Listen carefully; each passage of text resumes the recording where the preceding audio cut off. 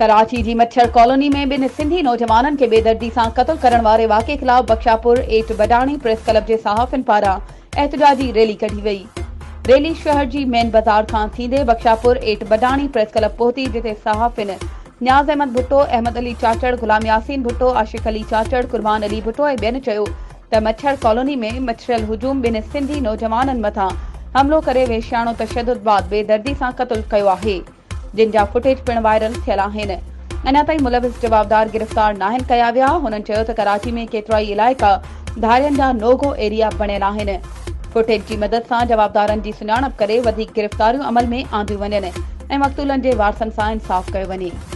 वधीक ख़बरुनि ऐं अपडेट्स जे लाइ असांजे चैनल खे सब्सक्राइब कयो ऐं हा, बेल आइकन खे प्रेस करणु न विसारिजो त जीअं असांजी हर नई अचण वारी वीडियो तव्हां ताईं पहुची सघे।